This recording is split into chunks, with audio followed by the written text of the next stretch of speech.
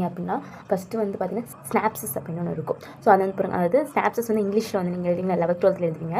So அதே மாதிரி தான் இதுலேயும் போடணும். அப்போ தான் வந்து பேஜ் கவர் ஆகும், ப்ரெசன்டேஷனாகவும் இருக்கும். ஓகேவா? ஃபஸ்ட்டு வந்து introduction, type, variety, articular surface, ligaments, relations இந்த மாதிரி வந்து எழுதிக்கணும். லைனாக எழுதி பாக்ஸ் போட்டு வச்சுக்கோங்க. அதுக்கப்புறம் வந்து நீங்கள் வந்து ஸ்டார்ட் பண்ணலாம். ஓகே, ஃபஸ்ட்டு வந்து பார்த்திங்க அப்படின்னா இந்த ஷோல்டர் ஜாயிண்ட் ஈஸியாக சைனோவியல் ஜாயின்ட். அதாவது நம்ம ஜாயிண்ட் வந்து நிறைய ஜாயின்ட்ஸ் நம்ம பாடியில் இருக்காது. நீ ஜாயின்ட் இருக்குது, எல்போ ஜாயின்ட் இருக்குது, ஷோல்டர் ஜாயின்ட் இருக்குது, விஸ்ட் ஜாயின்ட் இருக்குது, ஹிப் ஜாயின்ட் இருக்குது. இது மாதிரி நிறைய டைப்ஸ் ஆஃப் ஜாயின்ட் இருக்குது. ஒன்று பார்த்திங்க அப்படின்னா ஒரு வெரைட்டியில் இருக்கும். ஓகேவா?